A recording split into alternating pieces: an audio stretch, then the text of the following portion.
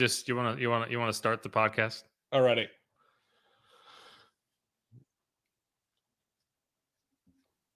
All right, Hootats, we are back for another edition of Inside Black and Gold. Steve Geller alongside Jeff Nowak here, bringing you the latest and greatest from your Saints.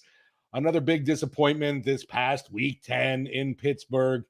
And Jeff, I know you're hurting as much as I am right now talking about just some not so savory football this season. What are you talking about? I'm having a great time. It's fantastic. I love miserable You football. look like you're in mourning right now. Jeff's got a hoodie on. If you're not watching the YouTube version of this, you're just listening. And I feel like it's kind of almost in memoriam of this season already at 3-7. No, it's just cold. It's just under 50 degrees in New Orleans, which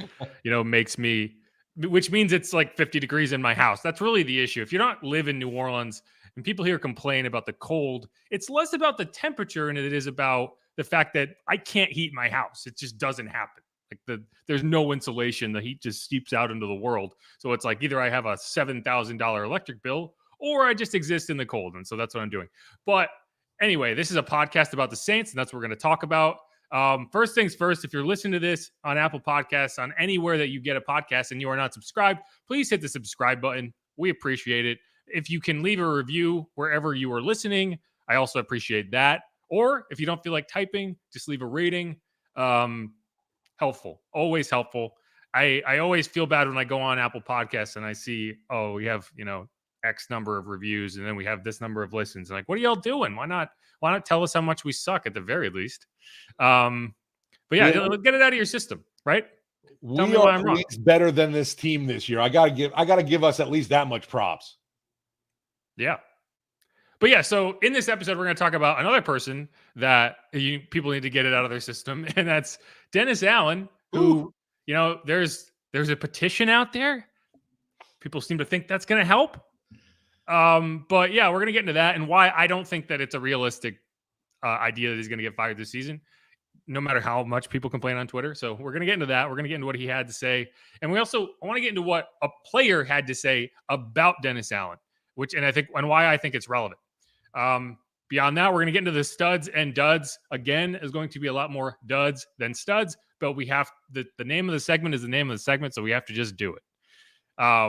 There are a few players who I think had a good day, and we can give them some props. And then finally, we're going to get into this Jameis Winston versus Andy Dalton debate, some of the confusing messaging that has been put out there around it, and how I think it's going to develop, or how we think it's going to develop over the next few weeks. So we're going to get into that. But first things first, pump the brakes. This Saints organization, nothing you have seen from the Saints organization should lead you to believe that they are going to fire Dennis Allen. You may disagree with their decision making. You may think they should do things differently.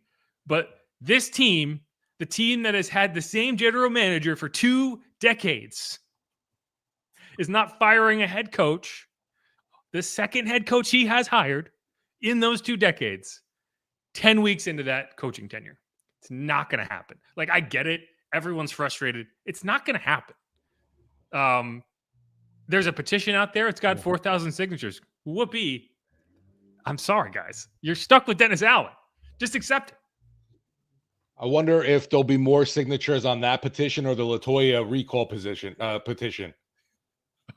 Well, we don't need to get political here, but at least the recall petition, you could have 50,000 signatures on this. Nothing would happen. At least there is a number that if you get to on a recall petition, that it would matter and they would actually have a recall. In this case, this is literally just people like, who knows who these people are? Like, I'd hope there's a lot more than 5,000 Saints fans, right? Because if you want to look at it that way, the percentage of people who have signed this petition relative to the number of Saints fans is very, very small. Plus, the team doesn't care. That's the thing. No one voted Dennis Allen into office. Right. Bottom line is, it's like, this is not your decision, obviously. I understand fans' frustrations, obviously. We knew going into this year that Dennis Allen is not Sean Payton, and he does not carry himself that way. He does not have that same kind of air about him. And I think that's been a big issue as well with fans. They want to see him chewing guys out on the sideline, and that's just not who DA is. No, he just has a permanent like deer in the headlights look about him, right? Yeah. Like he always looks like, there's like a hamster running. And I I don't know. Like I don't think he's a particularly good head coach, right? But Well, I his think track there record are, speaks for that, right? yeah, I mean, he's 11-35. Like I don't think that's a bold statement, right? But I don't think you necessarily have to be a great head coach to lead winning football, right? I've watched Ben McAdoo lead the Giants to the playoffs. Ben freaking McAdoo. The guy who won. Actually, if we want to go back down that rabbit hole, he benched Eli Manning for Geno Smith, and at the time we were like, "Wow, what a crazy person! Fire him immediately. He's got, he's on crazy pills." And then you look at Geno Smith now, and it's like, man, maybe that was the better option. Maybe they should have stayed the course. But no, I mean, like even you look at guys like it has to go down and like this is my thing. It's not that Dennis Allen should be a head coach for 2-3 years, should be just grandfathered into this position the way he has been, but like I think people need to just kind of look at the status of a first-year head coach and understand that you have to it's not that just that you lose football games that get you fired as a first-year head coach, right? Like some losses are baked in, like a transition period where there's a struggle is baked in. Like you don't get fired as a first-year head coach because the team isn't good. You get fired if it goes down in flames. Like you get fired if your kicker comes out and says he got kicked by you in practice. Like those are the type of like crazy stuff coming out of the locker room. That's what gets you fired as a first-year head coach. Like people are coming to me and saying, well, Frank Reich, right? Well, Frank Reich was in his third season. Right. It's not like he just showed up and went 3-7 and got fired. Like that's not how things work in the NFL. And as a team that is going to want head coaches to want to come coach for you, you can't do that. Like you can't set that standard where it's like, oh yeah, you come in and you don't win 10 games in your first season and you're shot out of a cannon. It's not going to happen. Like that's the thing I need. I just like, I don't care how many petitions you file and how many signatures you get on a petition. That's not going to happen, guys. I think another problem too is the fact that heading into next year, okay, say you fire Dennis Allen right now, I'll say that Ryan Nielsen gets promoted to your interim head coach, and then next year you're looking for your next head coach. What is going to be attractive about this position for someone coming in with no quarterback, no first-round draft pick, and an aging roster definitely on defense? Absolutely nothing. Yeah.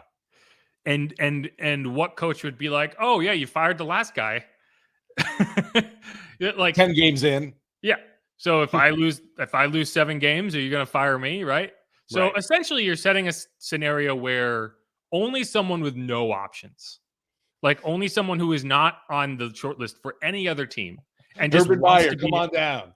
Right. You will be hiring. So look at it this way. You look at Dennis Allen's first head coaching job, and he took it because he wanted to be a head coach in the NFL. And the Raiders were like, I know that name. And they hired him. But no one was clamoring to hire Dennis Allen, right, at that point. And so that's what the Raiders got. They hired a guy. But, like, is that what you want to do? You want to hire a guy who no one else thinks is an NFL head coach material? No. Like, that's not going to turn around your franchise either, right? No. Like, I don't want and people come and say, like, Jeff Saturday, this and that. Okay, he won 1 game as a head coach, and everyone still hates him. So, like, I don't know. Like, now, wait a minute. If we're going to fire Dennis Allen and bring in Bobby Hebert as head coach, I'm all aboard then. That would be something. Yeah. Well, it is funny that I have people coming to me and be like, well, Jeff Saturday can win a game. It's like, the team Jeff Saturday beat? It's the same team that a Dennis Allen head coach team shut out. So unbelievable, right? So I don't know. I think like I get it. DA is just very frustrating to watch operate from the outside. But what I don't think people quite get their head around is when you're in that locker room, when you're talking to the players, when you're talking to the assistants, when you're kind of just observing how this team is going, the team wants to play for Dennis Allen. Like, and sure, like maybe there's stuff going on behind the scenes that we're not privy to, but when things are going that badly that you're going to fire a head coach mid-season, you're aware of it. Like, it's seeping out. Like, these guys aren't professional actors. They're not spending those 45 minutes that we're in the locker room like guarding themselves, and then the second we leave, they're like, F this guy. Like, it's not that situation. It's just a team that's not winning games, and they have to figure out why. There is a talent deficit, and that's a bigger question. But firing the head coach isn't going to solve that question. No, and we heard from a guy like Cam Jordan, obviously post-game, and I know a lot of it is him saying what you have to say kind of thing, but he put it as he still believes in the players and the coaches that are in the room right now. And I really don't think he'd be throwing that out there, though, if he didn't believe that. I know that a lot of it is just, him standing up for this team, but I don't think Cam would put that out there if he really believed that. He's awesome. I mean, I've said this a few times about him, but such a great leader of men. He's been my DC since I've got here, and now he's the head coach, and it's just we're so blessed to have him. So blessed to have just the energy he brings, again, the discipline he brings, the just the mind that he brings, and he's challenging us, but at the same time, he'll get that grin on his face, like, I'm just excited, and you can tell he's excited despite everything that's happened. Like, I'm excited, like, he believes in the group, he knows what we can do, and we got to figure a way to put it together, and that's what we're working for. So that was Caden Ellis. He's one of the super nicest guys you'll ever talk to. Easily. Also, great cheekbones.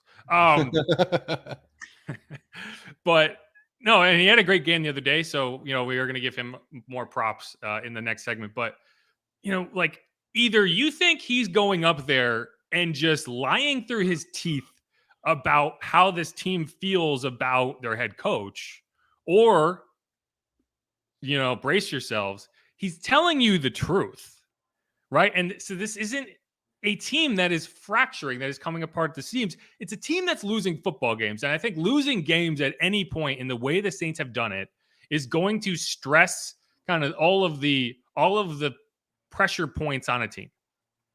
And you have a head coach who, I think one of his worst qualities is expressing himself to the media in a way that is not going to inspire criticism.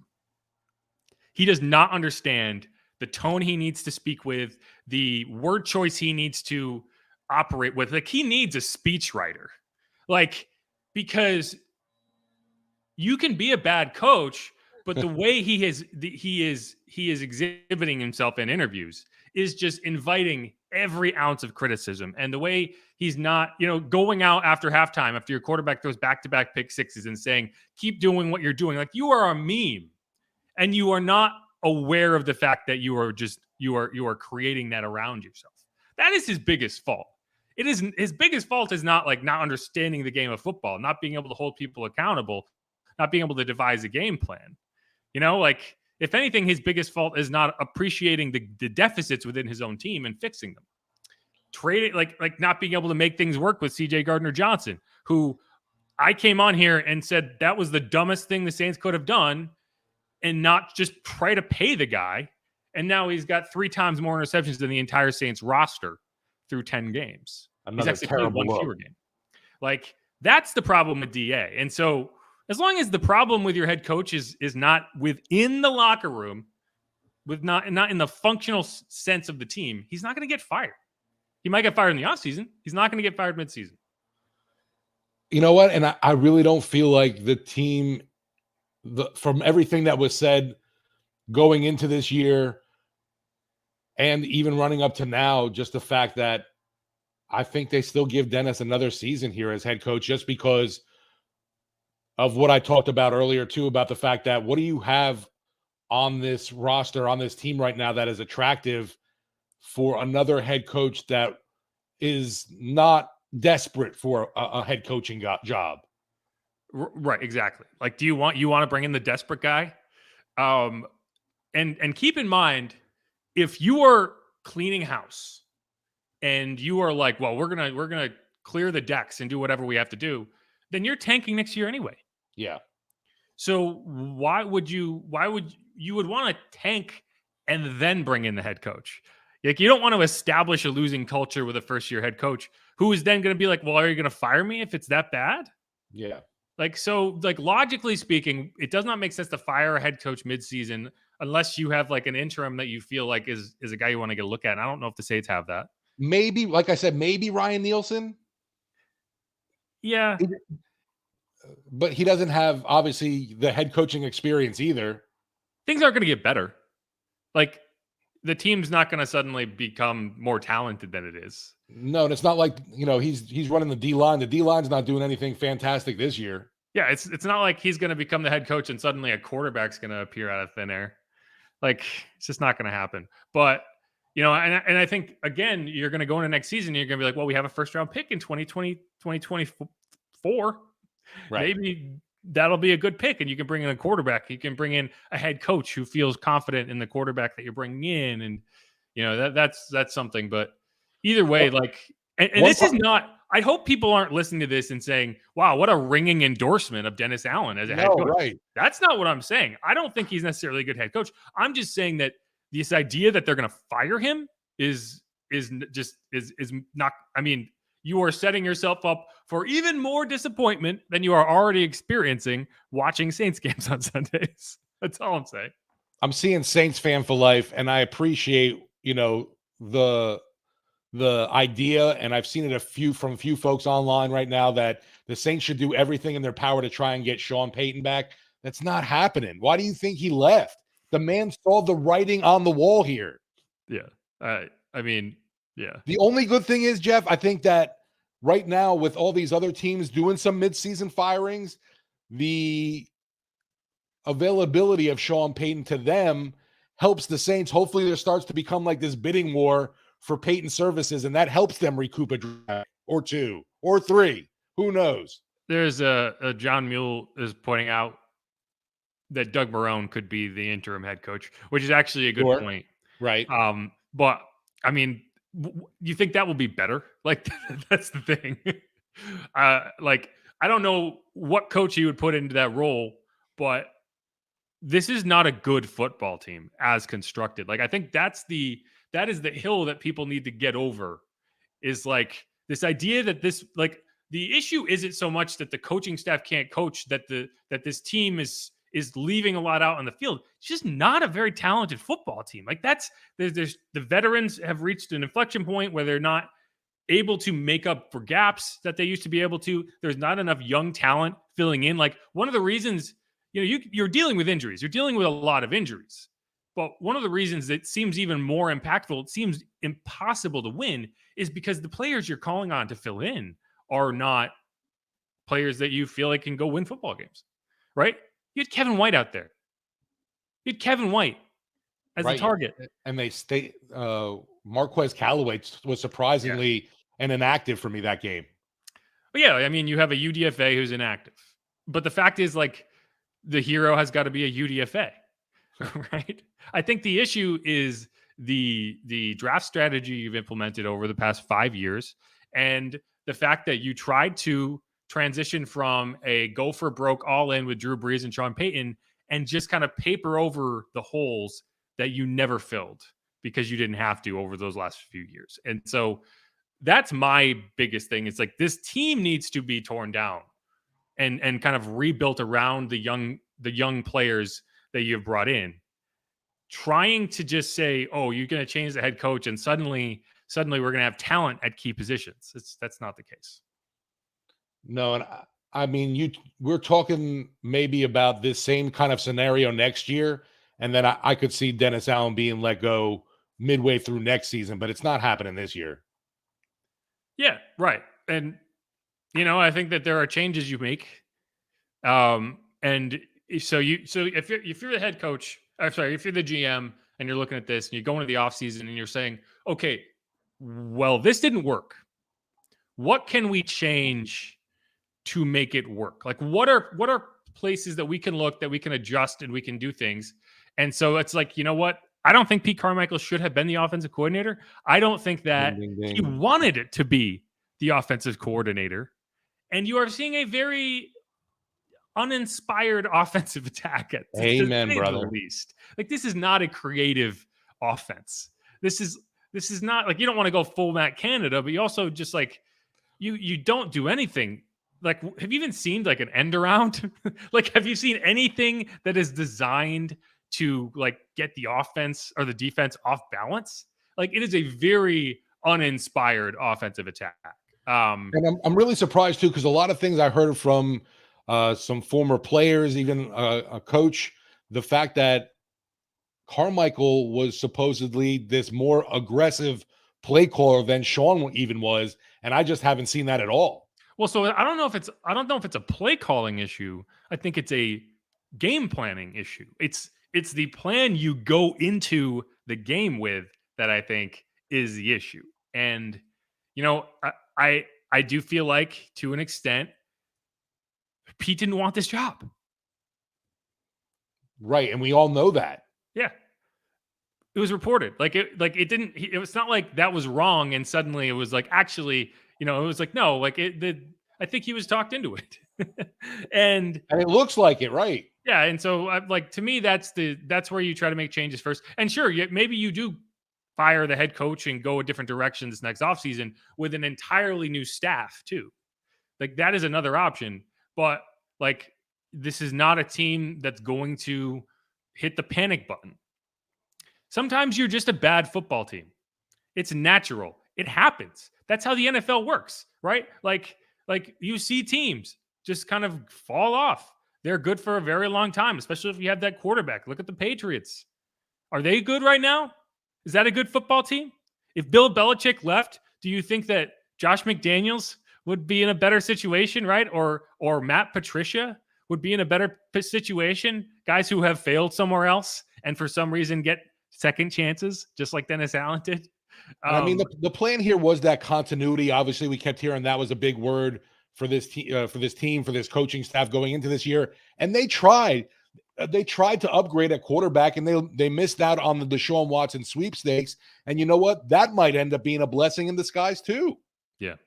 And again, like, this has been a long rant, but like, this is not me endorsing Dennis Allen as a head coach. This is just me saying, like, I do not see this Saints organization firing their head coach midseason. And I agree with that. Like, I don't think that you will be better off firing your head coach, especially a guy who has not lost the locker room, which, again, unless you think that every single player is going up there and gritting their teeth and just flat out lying, which we're not having a Derek Carr situation where nobody's melting down at the podium. Yeah, that's true. No one's giving you like a "that's my quarterback" meme. And poor, you know what? Everyone's making fun of the guy. I feel bad for him, obviously. Yeah, he's in over his head, and I don't disagree with that, but I disagree with this idea that a coach struggles in his first year and you fire him. And I think anybody you bring in will be like, that's not where I want to be. See, the only thing is people are going back to obviously Dennis's record as a Raiders coach, and you're saying, look, there's a track record here, and I get that, but to me, there's still no way you're going to make this move right now and deciding to part ways with him. It does not, and you've said this too, it's not going to benefit this team in any way. Right. That's all. And it's like, I see a petition here. Like, that's the thing. It's just like this is a bad football team. Like, you need to look yourself in the mirror and just say it. This is a bad football team. Can they start playing better? Sure. Will firing the head coach and bringing in someone else make this a good football team? No.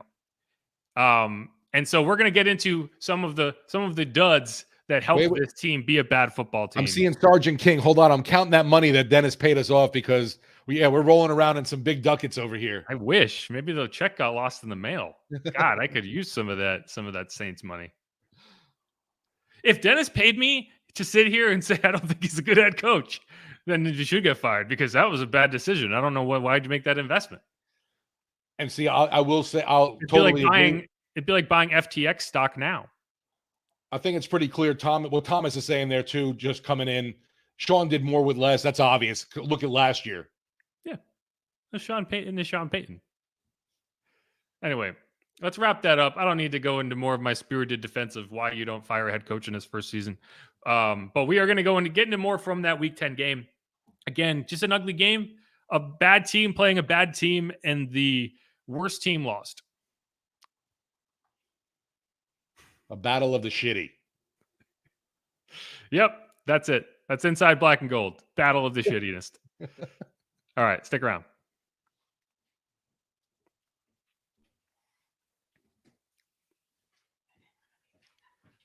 Wait, so I could get paid? That'd be nice, right? Like the Saints getting value paid for our this? opinion. The Saints value our opinion that much that they're paying us. Yes. Man, I wish. Anybody, please pay us. I'm not even sure why. What are We're you getting doing all in there? hot and bothered.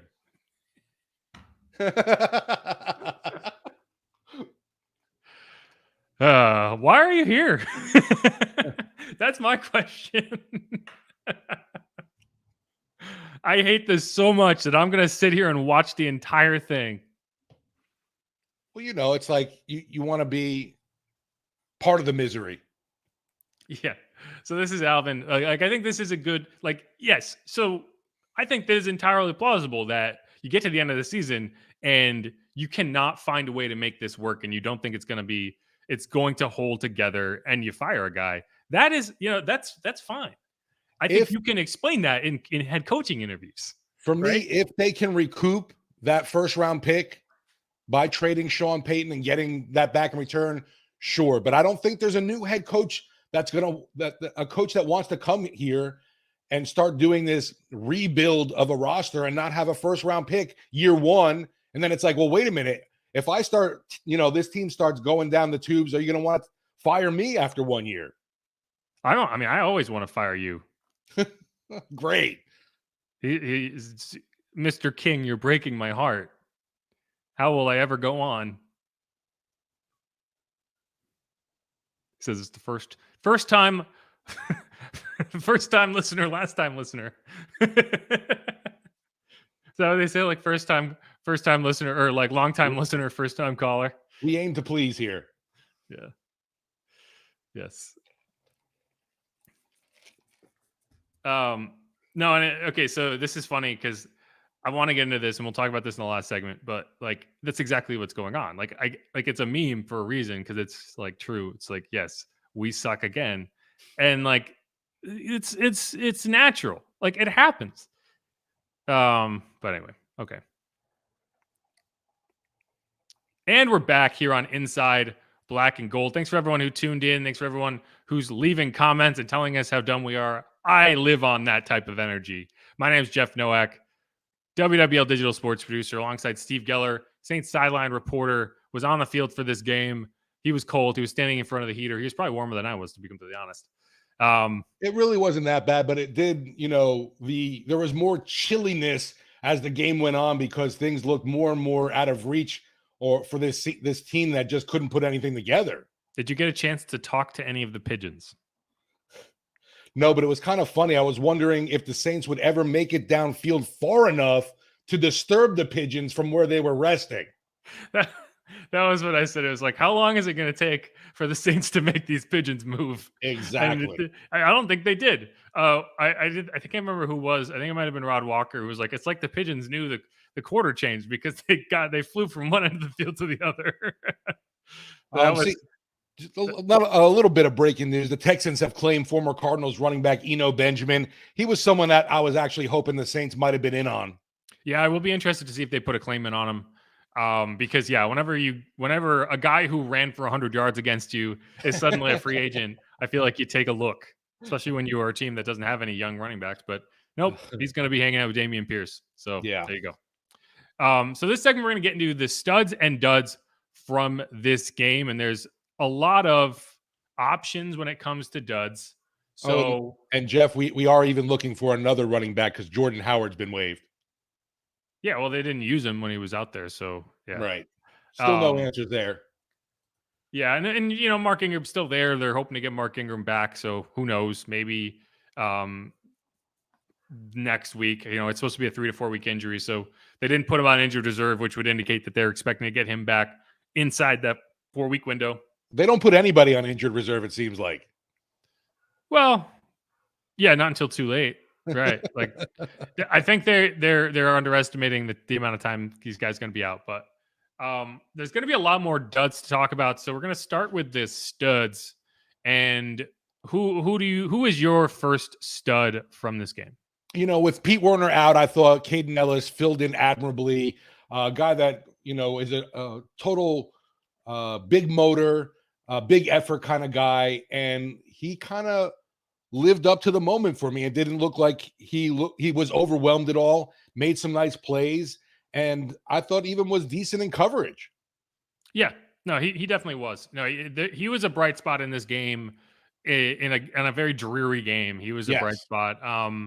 And it's like you're not displacing Pete Werner from that position, obviously, but that's a position where you now feel like you have depth, and you have a guy who you can play at Sam, you can play at Will. I don't know if he can play at Mike, but having that type of backup material is what you want to have at every position.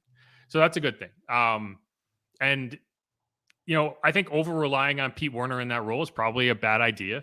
That's a volume position, but if you can have a rotation at linebacker where you're kind of moving guys around, that's helpful. So yeah, I thought he was solid. He also forced a fumble, which this team has not forced any turnovers this year. They weren't able to get on top of it, but amazing that the ball just seemed to be like lying there and time and space froze and we still can't get to it. Yeah. It's the inability to turn the ball over on defense is one of the strangest things. No luck there at all this year. No luck, and also just I don't think you have anyone who puts pressure on it. Like they're not good at punching the ball out. They're not good at being ball hawks. They're not in position to make interceptions. I thought Alante Taylor almost did, but then got called for a penalty. And he still dropped it. Like it wouldn't even have been an interception if they hadn't made that call. So no, it's Caden, I think, he was a big question mark going into that game, and he showed up. So good for him.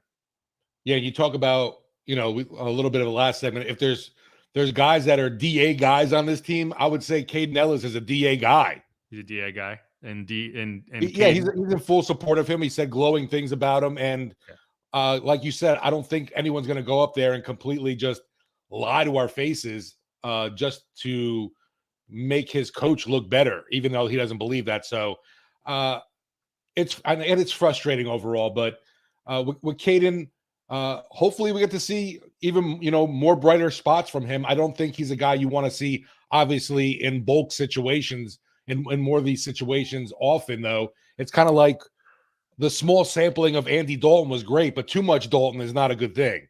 Yeah, that's what I said when they put Andy Dalton in the first place. But no, yeah. So let's go. The only other player that I can feasibly call a stud in this game is a guy that we trashed last week a little bit. Yeah, and it's Blake Gillikin. I thought he had a good game punting, right? Like one of the criticisms I've had of him is not that he's shanking every punt. It's just that you haven't had those kind of field flipping, like kind of momentum swinging punts, and you had those in this game. Like he pinned him at the 10 on one drive. There was a drive in the second half that it was 10-10, and he had a 58-yard net punt that did not get downed. It like took a right turn at the goal line and went out of bounds. And you could say it's luck, but he's done that before. We saw him do it twice against Washington last season, but we haven't seen him do anything remotely close to that this season, and he did. And so that was a point in the game when that happened, when he put that punt down there at the 2-yard line.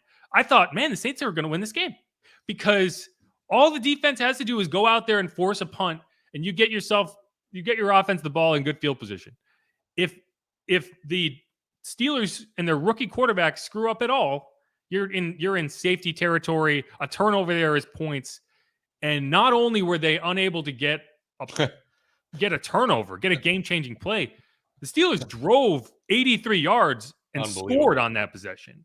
Disgusting. 11 plays. Yeah, I think it was like a 6-minute drive, chewed up a bunch of clock, and was really just demoralizing in all kinds of ways. Yeah, the Steelers didn't punt in the second half. Ugh.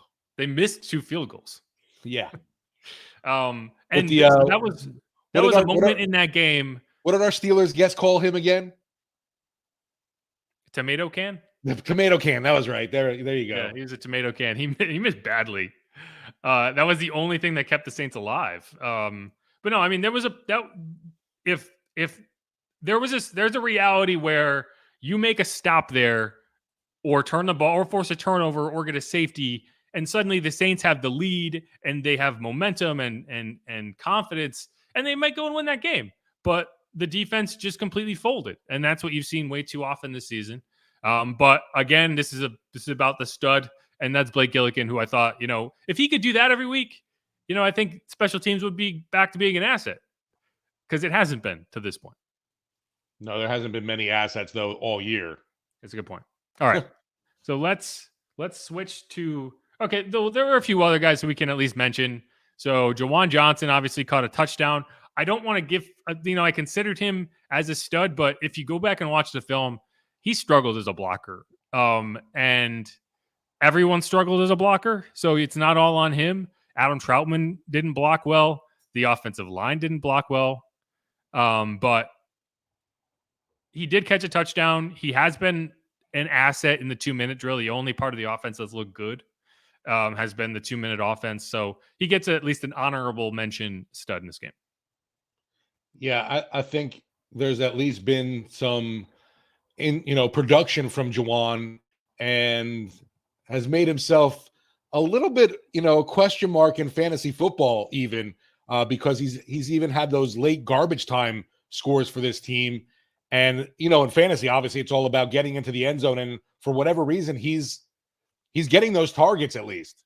He's leading the team in touchdown catches. That's wild to think about, right? At 4. Yeah.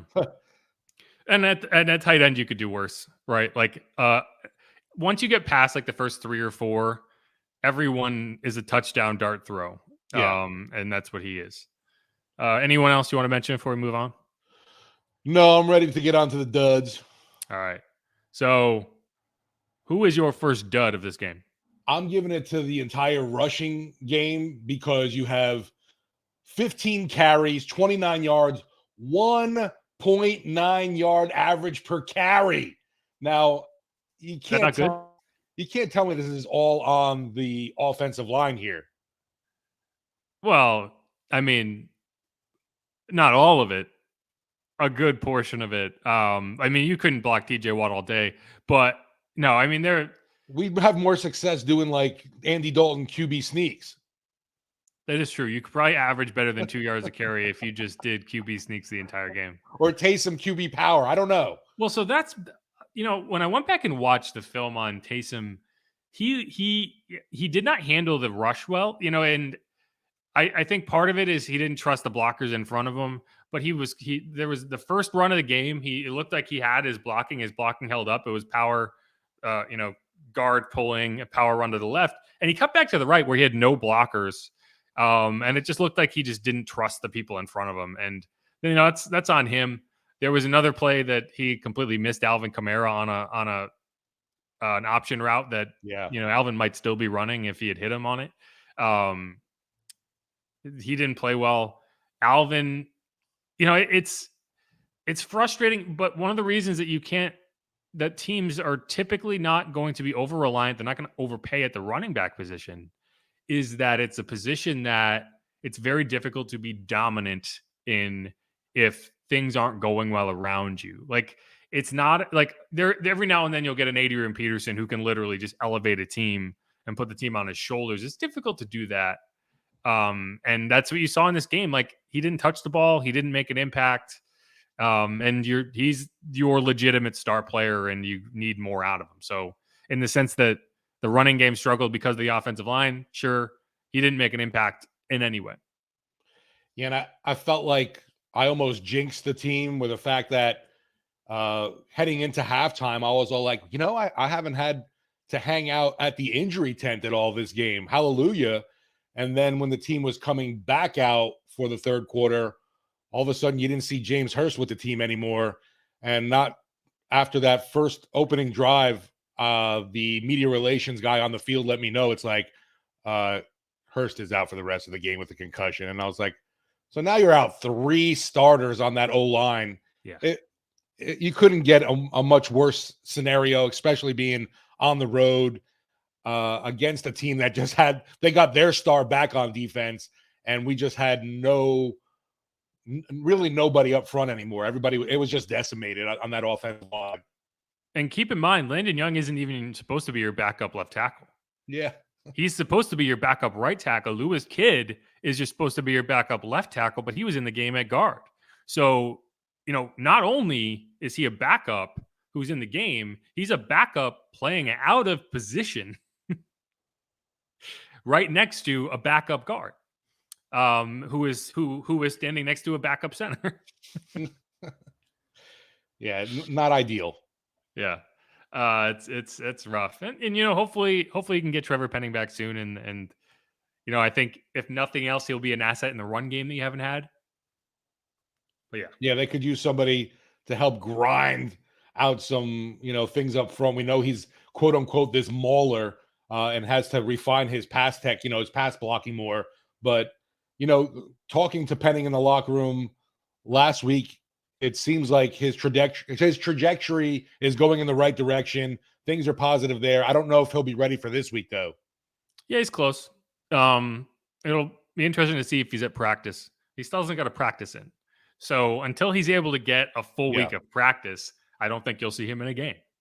But if he's able to get 3 full practices in, maybe you do see him on Sunday. And partially because you need the bodies, right? Like in a perfect world, you wouldn't have him back just because you're still working him in. Like he wasn't ready to start week 1. Right. So he's not going to be ready to start week 11, having not gotten any reps at all, but you might need him. And if he's healthy enough to go, maybe you do put him out there. I don't know, but that's something to watch. Let's move on to the next dud. This is a guy who I know people were excited to see. They were excited that he was out there at all. It's wide receiver Jarvis Landry. And he did make a couple catches in this game. He had a couple nice moments. But when you go back on the film, I don't know if he's 100% yet from that ankle injury. And maybe he's not going to be 100% at any point this season. But you really needed him in this game to be an asset in the 3-step passing game, right? The quick passing game, to get the ball out of Andy Dalton's hands. And he just wasn't able to create separation. Like he wasn't able to make those violent cuts. He's a very similar receiver to Michael Thomas, right? He's not running away from anybody, but he makes violent cuts and he can create quick separation and quick release. And he wasn't able to do that. And there was a lot of plays you watched Andy Dalton like wanting to fire it off the 3-step and just having no one to throw to. And that's a product of, I think, his ankle not being 100%. There was a block he tried to throw earlier in the game that, he just got completely beat on. It looked like he was limping a little bit. I don't know if he was hopping because he was mad, but he didn't look right. And you needed him back in there. You needed him to be effective. And I just don't think he was. He was also, he got called for an offensive pass interference. And I think that's partially frustration, right? When you're not able to generate space, when you're not able to create separation, you end up pushing. Like you have to do something else. And I think that's what that was. He, whether he was fouled or not, he was able to get a hand on that ball that got tipped for that first interception. This is a guy who excels at making one-handed catches, so he's not going to use that as an excuse. He wasn't able to make it. You needed more out of him in this game, and you just didn't get it. Yeah, I don't doubt that he's probably came back a little sooner than he should have. That was the case, obviously, when he got hurt in Carolina, came back in the London game and did further damage to that ankle issue. And he was a guy I just recall seeing even the Monday Night Football game. No, it wasn't Monday night against the Ravens. Or was that a Monday night game? I can't even remember now. It was Monday. It was Monday. Okay. Yeah, he was there, on the sideline with a headset, working with the coaches. And you could just tell how anxious he was to get back on the field. And I respect that part, obviously, the heck out of Jarvis, that he wants to be out there. He's trying to get, even if he's less than 100%. But yeah, it wasn't like he was doing anything that was over the top for this offense right now. And, I expected his presence to help out a guy like Chris Olave even more, and it didn't even seem to have that much of an effect. I'll say Olave had a decent game, but nothing that was spectacular in Pittsburgh. No, and he's not going to be on on my stud line because he had a chance to make an impact in that game, and he was not able to. There was 2 plays that he got hit and dropped the ball. Yeah. Right? Like they were catches to be made there. One was a deep ball. I think it was 3rd and 7. He just went up. It was similar to that, 50-50 ball that they threw to Kevin White at the end of the game.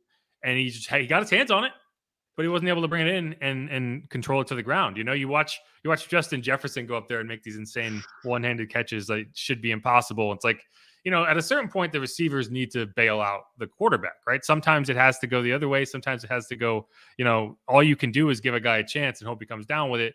There was that play. There was another one that he made a catch. Then he took a big hit and he dropped it. It was a 15-yard penalty, so it didn't end up hurting him. But, it should have been like a 30, 40-yard gain. And instead it was a 15-yard gain. But, he's excellent. He doesn't have enough help. And Jarvis was a guy who you hoped would be out there. I don't know why they preferred Kevin White over Marquez Callaway.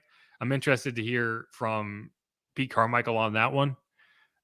Because, Marquez is a guy who, if he's the target on that deep shot, I think he goes up and catches that ball.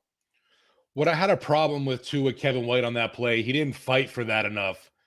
No.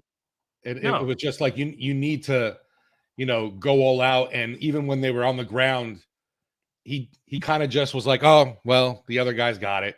Well, it's got to be it's either a catch or an incompletion. That should never be an interception. Right. He got 2 hands on it. The other thing he did wrong, which, it's a tough criticism to make, but he is staring that ball down like for 20 yards. Yeah.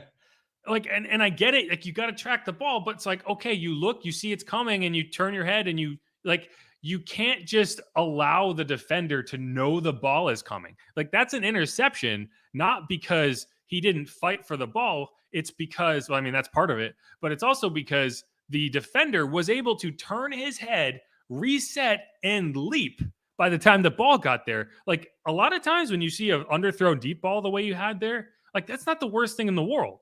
Like, because the offensive player is just going to stop and go up, and assuming they don't give the game away, the defender's going to run through you. Yeah. Because they can't stop their momentum like that. Right, but because he turns back so early and is staring down the ball, the defender's like, oh, okay, turns around, and he plays the ball better than Kevin White does.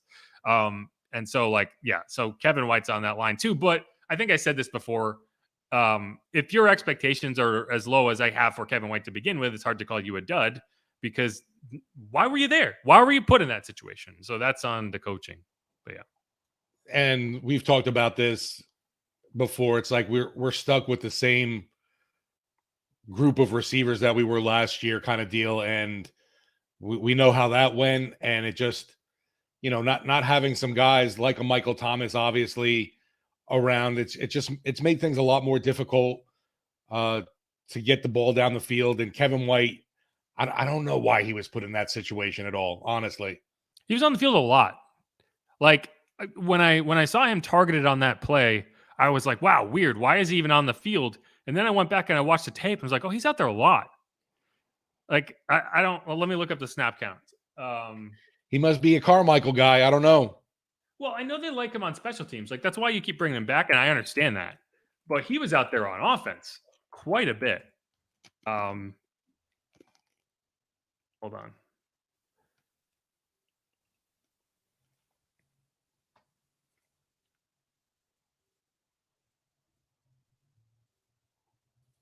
Let's see. Kevin White. Yeah, he was in for 31 snaps on offense. Like, he was in for almost 70% of the offensive snaps. That's wild to me. And that's not, I can't be good. And I just, what happened? Is there an underlying issue with Callaway? Something happened that they decided to move on from him there? Well, I think it's part of it's blocking, right? Like, I don't think Callaway has been blocking particularly well. And I think Kevin White, for all his faults as a receiver, he is a good blocker. He is a very good athlete, so he can do those things. And I think that's part of the reason it's tough to get Rashid Shaheed out there, because he is this, little frail guy, and he's not a guy you expect to go block anyone. It's the same issue you have with Chris Olave. So, this is a team that relies heavily on their receivers blocking in the run game. You're going up against a team that you're not going to be able to block with 5 offensive linemen. So you need a little more from that position, but so where's Traquan Smith? Right? Like, Traquan got 7 snaps in this game. Wow. Um, he's been pretty much a non-factor all year long anyway. Yeah, you paid to bring him back, but now you're using Kevin White, when one of the reasons and that's the thing, even my own logic doesn't make sense, because the whole reason you brought Traquan back was, everyone says it, he's a great blocker. Great blocker. So in this game, are you playing Kevin White for his blocking? It can't be for his hands. So No. I don't like, that bothers me. Like I said, that whole scenario, because I happened to be on the field, and the interception occurred right literally in front of me, and just White did nothing to fight for that football.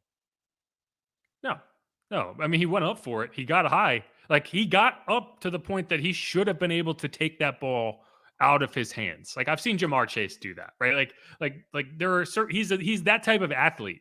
Like, there's a reason he was a top 10 pick. He is an incredible athlete, and like, the height to which he jumped is absurd. You couldn't catch it.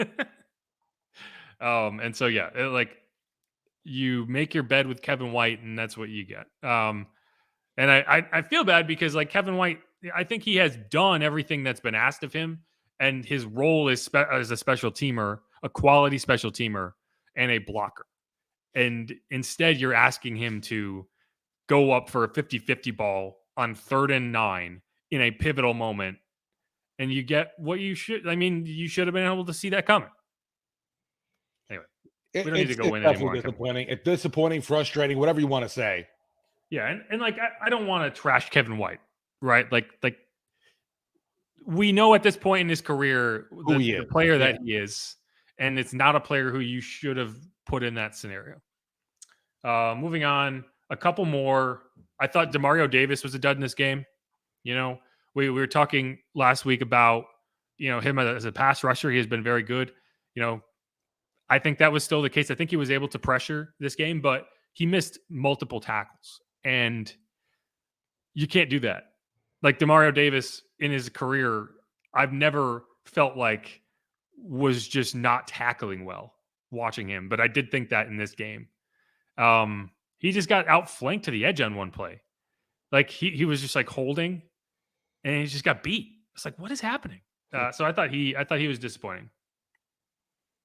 Yeah, I mean, Demario is definitely one of those guys that's obviously one of your key pieces on that defense, and a leader, but I don't know if anybody, it's hard to really pinpoint, I guess, anybody having specifically a standout terrible game on that defense. I just felt all around there was a lot of missed tackles. I don't know who, would be the biggest culprit right there, but it just seemed that that's a huge issue that keeps popping up, and I don't know how you can fix that mid-season.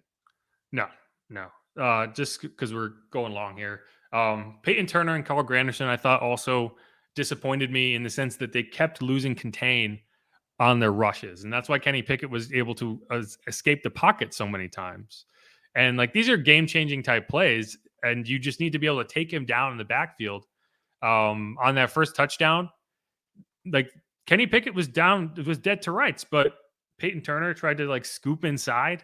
And it's like, no, just hold your rush outside, and he has nowhere to go. Instead, he breaks it out, and he throws it out of bounds.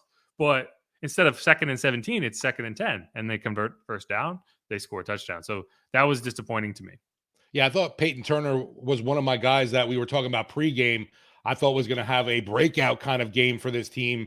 I thought he was going to be able to get to Pickett, harass him a lot. That just wasn't the case. He continues to be an unfortunate disappointment. I don't know what else you can expect from this guy that was a first-round pick now that just does not seem to be living up to those expectations. Well, I mean, I think he is a player that you like the traits of, and he just hasn't been able to play enough. He's still, what is he, in his 8th game of his career, right? Yeah. Like, so it's not like he's in game 20. He's making rookie mistakes in year 2 because he hasn't been there. So, But there should be a little more consistency from him at this point. I mean, I'm not expecting. You have to play to be consistent. Yeah. I think he's playing like a rookie. He had the type of rookie game that I think Alante Taylor had in this game, which is just, not, penalties, being out of position. I was very complimentary of Alante for his first 3 weeks. I think he took a bit of a step back in this game, and the whole team did. So it's like, you can't really blame a rookie specifically, but the penalties, there was 6 penalties that gave an automatic first down. And the situations they happened are probably the more annoying bit. Like 2nd and 8, you have a defensive pass interference call. That's a down where if you force an incompletion, 3rd and 8, you feel like you should be able to get off the field. But hey, 3rd and 8, roughing on Kentavious Street. That's another down. You should be able to get off the field. They scored on that drive. 2nd and 9, you have a defensive pass interference on Paulson Adebo. Again, it's a down where you force an incompletion. Suddenly you're having them play behind the chains. Well, not quite behind the chains, but you get the idea. There was one on 1st and 10, which doesn't really change it. 2nd and 7, you had a hands to the face call. 3rd and 5 in the red zone, pass interference, which I think was a questionable call. But those were all impactful. At least 4 of them were on drives that ended up in the end zone or with a field goal. He did. Taylor did have a heck of a lick on the tight end. Not Fryermuth, but it was one of the other tight ends on Pittsburgh. I think it was actually George Pickens. I think it was Pickens on that play. Okay. He had some nice plays. He wasn't all bad, but there were bad moments, and there was too many of them. Yeah, I hear you on that. But again, he's in his 4th career game. So you are in a situation where you are relying on him in more than you probably should be. After you get exposed enough, people are going to start taking advantage, right? Like, he's not a perfect player. Because we're seeing these other teams, like a Baltimore Ravens squad that was limping in to that Monday night game with so many injuries, but yet they were still able to piece it together, obviously, and still looked pretty dominating in that game. Yeah, and I think that's a good place to cut this off so we can talk about another team that is limping in, which is the Rams, and which quarterback is going to be the one that faces them, and will it be the one that might still be limping himself? You're listening to Inside Black and Gold. All right. Do you want to bring us in on this one?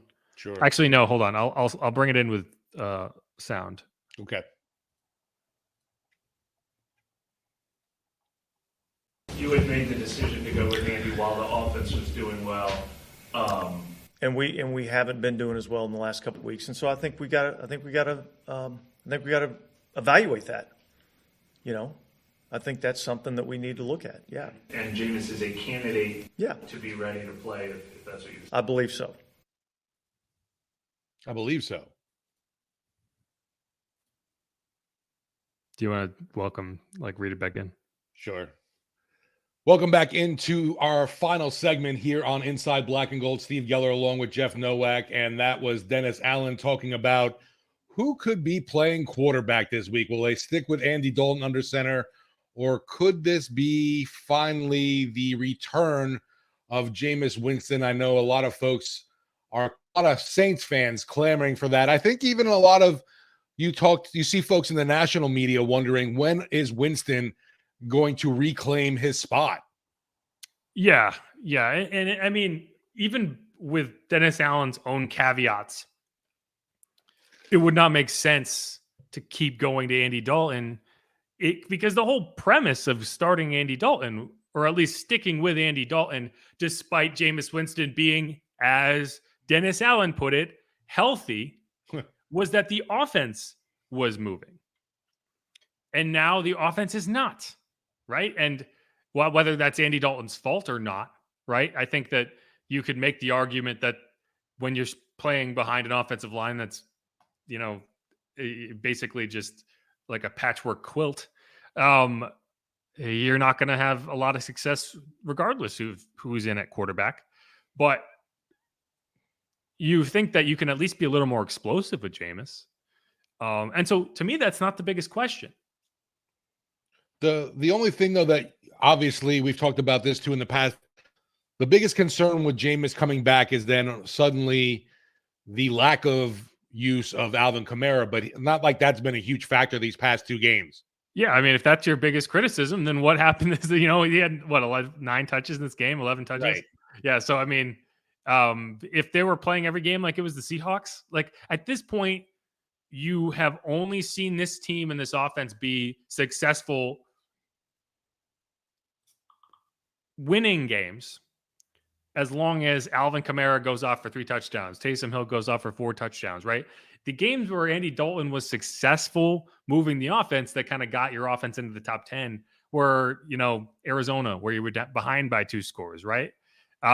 Minnesota, where you were playing from behind, I mean, I don't think that the fact that DA is saying that they're evaluating it is more to me a question of, is Jameis healthy enough to play? Because while DA went out and said, okay, he's healthy on that conference call when he was trying to say Andy Dalton is the starter, like he wasn't healthy.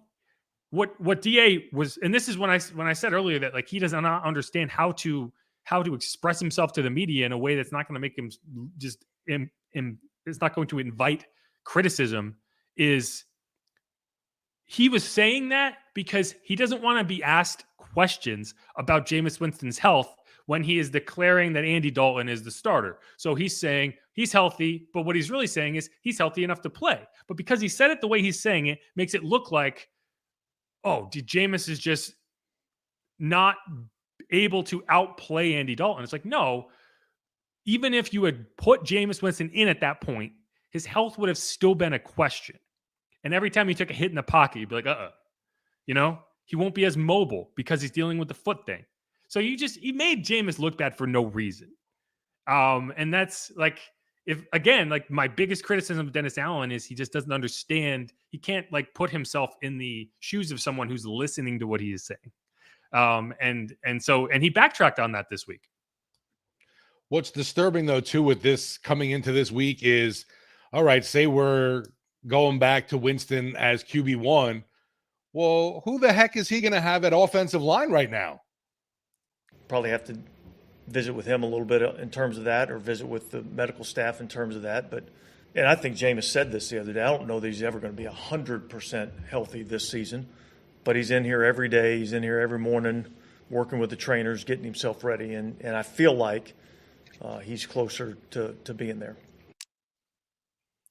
Right. Like now suddenly 6 weeks later, 5 weeks later, oh, we're still trying to figure out whether he's healthy enough to go. Come on. And I think a lot of what this is one, he has to get Jameis to be like, yeah, okay, I'll go in there. So he can't declare that Jameis Winston is the starter until like, you kind of agree on that. Jameis is like, yeah, I can do this. Well, because Jameis could easily say, you know what? No, my back is fractured. I have a ruptured tendon in my foot. I'm not going to play through this, right? Like he was willing to play through it in week 2 and week 3. And one of the reasons that he played through it in week 2 was because he really wanted to play against the Bucs, right? Sure. Like he has been open about that, like he probably shouldn't have played through it then. And I do think that part of this from Dennis Allen's side of things is if he puts Jameis back in there and suddenly we start talking about the fact that he was never healthy enough to play in weeks 2 and 3, then those are questions he doesn't want to get. And that would have been the case whether he put him back in week 5, whether he put him back in week 7, whether he puts him back in week 12. And so that's where I think we're at right now. And he had his bluff called on that front. Like now he just has to figure out how to go forward. And so you can't make it out to be anything other than it is. Like Jameis Winston is the best option, and it's a question of whether he's healthy or not. It's the same thing that was true back in week 7. But yeah. Well, and you pointed out this fact. It's like, does he want to come back? And I'm sure he does. Obviously, he wants to. Yeah. Right. But I understand. It's like, well, you look at it, no Mike Thomas. Jarvis Landry's banged up, obviously. He's clearly not 100%. You still got questions at the tight end position. The running game is a mess right now. Mark Ingram could be back, maybe not. There's, issues with the offensive line are the biggest one right now, where 3 of your 5 starters are down. And that's not a good recipe for a guy with a back and foot issue right now. No, and so I disagree with you on the fact that it's like the biggest question isn't does he want to come back? I guarantee you he does. Like Yeah, he right. wants to play. The bigger question is it in his best interest to come back? Right? Like not he there's no way he is as mobile as he would like to be with the foot issue that is not healed yet. I'm sure it's healed enough that he can play, but it's not healed enough that he will feel 100%. He does not have the weapons that you thought you would have. He will not have the offensive line that you thought you would have. And then, who's coming in town? Oh, Aaron Donald, a guy who would literally stomp on your throat if it meant you were going to fumble the ball. Yeah, I don't think there's any part of him that's going, nah, I'm good on the bench, coach. No, he wants to play. Right. The reason he got hurt, the reason he made that injury worse, there's a reason the injuries got worse, is because he wanted to play the Bucs so desperately that it was like, yeah, give me extra padding, right? And I think that, that was a mistake on the medical staff's part. That was a mistake on Dennis Allen's part. Like, you have to be like, no, you can't play through this. But Jameis really wanted to play. But I think like if whatever you think about Jameis Winston, that week of practice leading up to the Bucs game, I would hope at least convince the coaching staff he was good enough to go there. Yeah, but I mean, there's a big difference between being healthy enough to play and being injured enough that you should sit down. You brought Andy Dalton in for that exact reason. And the frustrating thing is this season went off the rails, not because you didn't give Jameis a chance. It's that you didn't use the backup when you should have. And then, so Jameis's back injury, right? Like if you go and you just play Andy Dalton in week 2, and then, who knows how many weeks it'll take him to get better from that. But like, there's no quarterback question. You're just playing and you're coming back. And now it's like, why would you put yourself through that when you were told that you would not lose your job because you sat down and you got healthy and you ended up losing your job anyway? Like, if you would have to be the like ultimate team player to be like, oh, so you screwed me over and now you need me to come to the rescue because you're not getting it done and you need to make a change. I don't know. I think Jameis will do it. I think if he is asked and he'll say, yes, coach, I'll go play. Yeah, I agree. There's no way he's going to pass an opportunity up to get back under center. No. Well, I mean, it's like he's a team player. He wants to do it. And that's the thing. Like, I don't get this like this constant stream of negativity around Jameis. Like, he wants to play and he wants the team to win. Whether he's able to drive winning is the question, but he wants to be in there. And I think if this team can convince him to go play, he'll play. And the question is then, are they going to be good enough to win games? And I don't know. No, and the biggest thing to me too is like, you got a guy that has been dealing with back foot issue, and now you have an offensive line that you just called it a patchwork. It's put together right now with a bunch of backups instead of your starters. I don't know if Hurst is going to be back from a concussion. Who knows how long he'll be in that protocol, but that's another big question. We know Eric McCoy's not going to be back, and who knows with Andrus, always injured Pete. Yeah. No, I think it's a big question. And we go back to that Tampa game, and to me, the season totally went off the rails with week 3 with the losing to Carolina. But I definitely vividly remember in that Tampa Bay game, there were chances for Jameis to take off and rush for a first down. And you could tell there was that hesitancy there to do that because of the back, because I think he ended up hurting the ankle in week 2, right? The foot issue happened against the Bucs. No. No, he had that was also week one. No, yeah. So the foot issue happened in the preseason. Really? Okay. Yeah, so he aggravated the injury. The injury occurred during the joint practices with the Packers. That was the initial injury. Now it got better, but he never got completely better, and so he hurt his back against the Falcons. Right. And then against the Bucks, I believe it was in the third quarter, Re-aggravated he that? ruptured a tendon. Okay. And it was the same tendon he had hurt in the preseason. And so it was the same injury. Like it was an injury, and then it never got 100%, and then it got worse. And then he tried to play through both the back and the foot injury in Carolina. Yeah, that was miserable. That's the game. Like you can at least say like, okay, he played through this back injury against the Falcons and he played well. He won that game. And so you're like, okay, you know what? If he says he can deal with this and it's just a pain tolerance thing and he's willing to play through it, yeah. Okay, I get on board with that. This is a big game for him. He really wants to do it.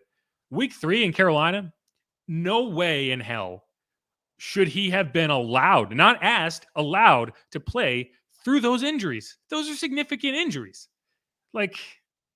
And so I think those are the questions that he doesn't want asked. What's wild too is that week 1 win at Atlanta, he came out the injury tent, then sparked a comeback. That's unbelievable right there. Well, right. And I mean, that's where I think you see the confidence in saying, okay, yeah, he can play through this. He's willing to play through this. We're going to let him. Right. Once you saw how things went in week 2 and he wasn't effective, it's not like he was effective with those injuries. He was ineffective with those injuries. And then you had him play again. And that's just foolish. If you want to make a case for firing Dennis Allen, that's the case. Not the team's playing bad. It's that he has mishandled injuries at every turn. Yeah, it's been pretty brutal. And I know we saw Michael Thomas, retweet something about the Bills and how they handled things with Josh Allen. I almost said Dennis Allen. With Josh Allen, and then he goes, that's how you do it. He also retweeted Cooper Kupp, who is not going to play this weekend because he's on injured reserve. He's having ankle surgery, the tightrope surgery. So he's not going to be there. Right. And I think he retweeted that because Cooper said oh, I'm thankful to have such a medical staff that's looking out for me. So yeah, I mean, that's not good at all. Mike is not so subtly throwing the medical staff under the bus. Absolutely. Yeah. I mean, that's where I am the most critical, right? You have bad seasons, things happen that you can't control. You can control how you react to injuries and how you handle them internally and externally. And that has been botched at every turn. From day one, from back, even go back to Minnesota. You sent Jameis out there for a press conference in London, and he says, "I'm going to be out there tomorrow," and then he's not. That's how little control you have over the messaging, over just the decision making. And that's a problem to me. That is a problem. Yeah, I agree. That was just wild because everyone then coming to Dennis Allen, going, what happened in that situation? And poor Pete Carmichael had to address that the next day because that was the day that Dennis didn't talk to the media. Because Pete Carmichael talks on Thursdays, and yeah, right. Winston wasn't out there, and it was like, so Pete, what happened to Jameis? Yeah, no, and it's at first you're like, oh, maybe this is a smokescreen. Maybe this was all planned because Sean was always the guy who would smokescreen you. Sean would actively make sure you did not have the information because it was an advantage to him. But I don't think that's what's happening here at all. That's what I assumed it was at first. But now it's no, this is just mismanaged. This is just not knowing the information. Yeah, that's what's really weird too. I agree there. It's it doesn't seem like the head coach knows what's going on. Well, that was the thing with Mike Thomas, right? He went out on a Monday and said, we're expecting to have him back this season. And then on Wednesday, he was saying, oh no, I'm sorry. It was Thursday because it was a late week. So, and then on Thursday, he was saying, oh, he's going on injured reserve. And so it's people are like, well, why is he lying to us? Why is he telling us information that's not true? And no. He's not lying. He just didn't know. And that's worse. Yeah, exactly. Because If at your least head coach Ryan, doesn't you could be know like, oh, what's this going guy has a on, plan. No. I guess we're not helping the case for keeping Dennis around for this season. Well, no, I mean, like, again, that whole 30-minute rant from the beginning is not an endorsement of him as a head coach. It is a takedown of the idea that firing a guy midseason is good for your franchise, because it's not. No, I agree totally there. I don't see the benefit right now. I don't know if you're going to get any kind of added spark from this team with letting Dennis go. It's going to be it's going to set the franchise back as a whole. Is what I see. I mean, it's set back. It's set back either way. And I just think the message you would be sending by firing a guy midseason is not worth what you would be getting by doing it. And not giving a guy a chance to turn things around. I know people don't want to hear that. I know that you're hopeful that everything will fix itself. I don't think that's going to happen. But yeah, I think if you have any hope for this season, it is that, maybe you put Jameis in there, people can rally around him, right? Like, and he becomes like, I don't even know what the word for it will be, but like there will be kind of just this emotional wave that you can ride because you have a story and you have a rallying point, and maybe that's what you need. You need the tip of the spear, right? And I mean, Jameis is still trying to prove he's a starter in this league. So he's got something to prove. Yeah, and he deserves the opportunity. He didn't get it last year because he got hurt, and he shouldn't lose it this year because he's hurt. But again, my biggest question is he healthy enough to play, and does he think he's healthy enough to play? And I don't know. We'll find that out this week one way or the other. Maybe he'll be healthy enough after they face Aaron Donald. Yeah, Aaron Donald being there doesn't help. Yeah, I mean, if this was any other matchup, but yeah. And then who do you have week 13? The Bucks? No. This is week 11. So then you run out to San Fran, and you have to deal with Nick Bosa. And then you go back. Then you go and you play the Bucks. So, what do you think? Because I'm at this point. Are we past the point of going? They're still mathematically, able to get the NFC South. Are we finally past that point now? Are we just really just trying to pick up the pieces and finish this season out on some kind of high note and not being delusional about winning the division? I mean, I'm past the point where I'm going to talk about it like a realistic possibility, but from a team perspective, you still have to operate as if you have a chance, because you do, and you can't trade people. The trade deadline is gone. Right. Like the question of whether you're going to play for a chance at it is not, it's not whether you want to or not. It's are you going to trade off pieces which will indirectly make it so you cannot compete? Or B, are you going to actively try to increase your draft pick?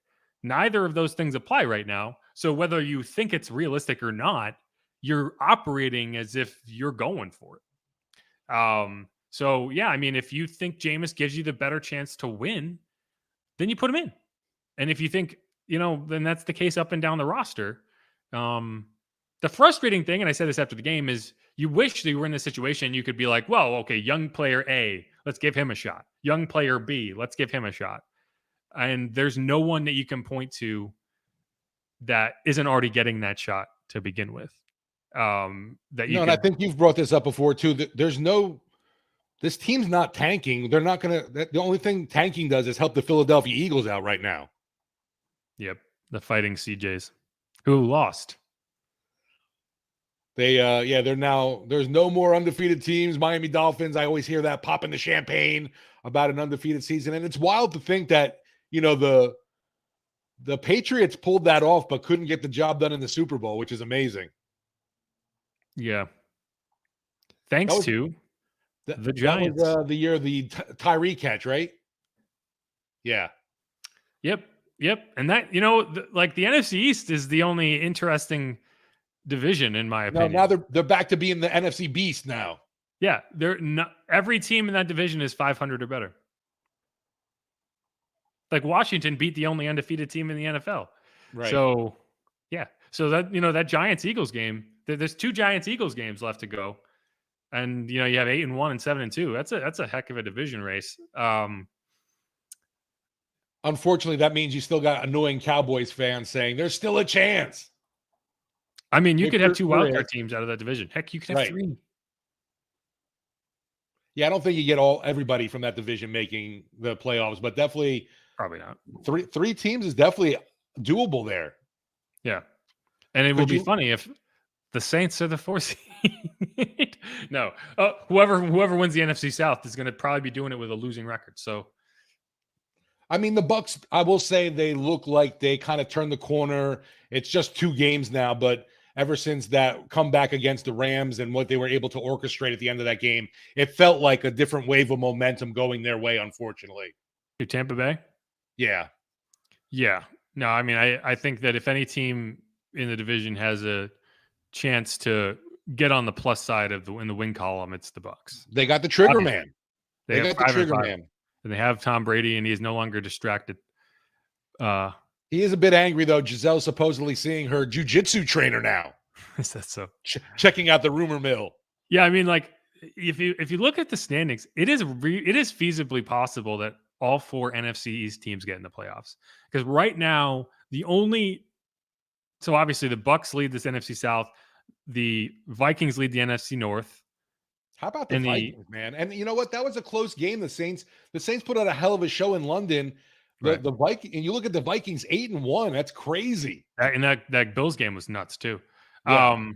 So the only team outside of the NFC East that is not leading their division and has a record over 500. No, Seattle. No, they're leading the division.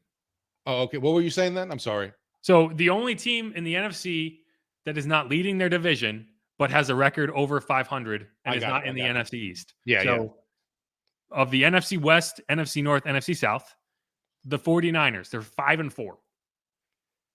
So if they, the Commanders are 5-5, and they are in last place in the NFC East. Yeah. So if the Cowboys, the Giants, I'm and the looking at Commanders all things, finish if over 500, that famous if the playoffs started today, all teams in the NFC East are making the playoffs. I don't think so. No, the 49ers would be in. Oh, yeah. Wait a minute. 8 teams or 7 teams? 7 teams. Sorry. 7. I was putting an extra 8. I was putting the Washington in as the 8 seed. No, it's 7. So, but they're a half game out. Right. Anyway. It'll be interesting too because, I don't see Atlanta. I don't see Carolina. And I certainly don't see this Saints team challenging for the division. I think Tampa ends up running away with it for the rest of the way, unfortunately. So I'm going to call this out right now and tell you that it's incorrect. Jeff Graves here. Sorry, DA never announced or said Winston was healthy. He simply said that going with Dalton was an offensive decision. Now, I'm going to see if I can find that clip and play it because He specifically said, Jameis. objectively, he literally said that he's healthy. Right. They were sticking with Andy because the offense had been successful. Yeah, he said that too.